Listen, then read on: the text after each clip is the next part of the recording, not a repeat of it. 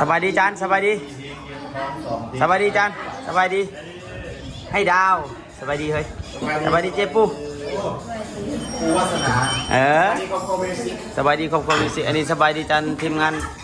มือกล้องเขาจันสอนกับภรรยาคนครอบครัวมื้อนี้เป็นมื้ออันนั้นแฟมิลี่เด้อมื้อแฟมิลี่แท้ๆสักเล่าเด้อโอ้เราได้ครับโปรเจกต์ใหญ่ๆถ่ายนะเอามื้อนี้อบอุ่นเด้อหมู่ครูแล้วก็อาจารย์พลเนาะมากินข้าวสามัคคีอยู่อาหารจีนก็น้อยสิกินเป็นบ่เคยกินจังซี่สิลองมาก่อน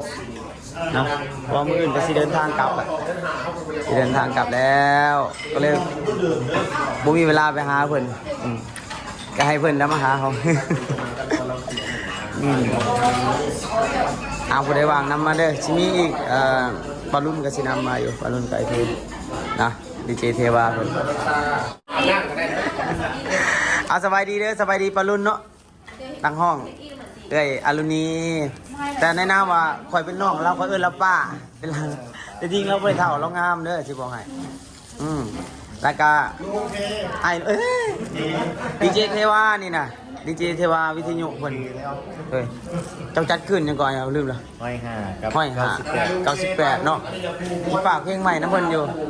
มากินข้าวอบอุ่นน้องนุ่งเลี้ยงส่งมอนหน่อยครอบครัวมิวสิกสิกับออสเตรเลียแล้วมื้อเช้านะสบายดีทัจุนอันนี้สบายดีสาวปะวิดีโอกันไหมอันนี้เจ้าตุ้ยทลัดอันนี้ก็ไม่เซียวนี่นะแบบมือแฟมิลี่นะมันนี่อันนี้จันสอนทีมงานตัดต่อมือกล้องเราสรุปเฮ้ยเที่ยวดาวดินจำพรเด้อเจ้าของเพลงมอหนึ่งห้องพี่น้องเอิ้นหาเด้อเขากล้าจะกินอยู่อันนี้แม่นผู้สร้างดนตรีนี่นะจันพลหิมเพิ่นสามพ่อผู้ที่สองนี่อยู่น้ำเพิ่นนี่เป็น8-9 ปีพุ่นละอันว่าพ่อผู้แม่นเพิ่นเฒ่าเด้คือหมายคือเฮาอยู่น้ำเพิ่นโดนเบิ่งภรรยาเพิ่นนี่ยังงามๆเลยนี่เก็บผู้วาสนานี่นะอันนี้ลูกสาวเพิ่นดาลี่สบายดีสาวนักเรียนศิลปะอันบ่นี่โอ้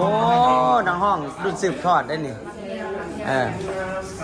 เอาสาวเมยสบายดีเอาเมย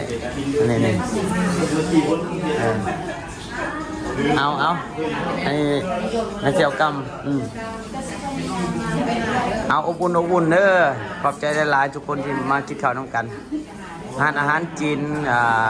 ซื้อหันเลี้ยวมิงมาสั่นเลยผมเคยกินอาหารจีนใช่พี่น้องครั้งแรกเนาะ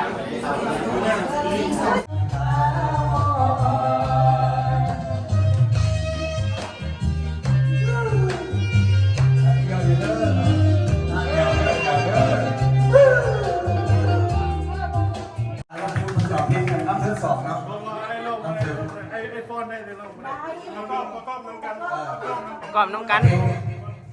มวนน้ำมันน้องน้ำนุ่งเลยไปดิ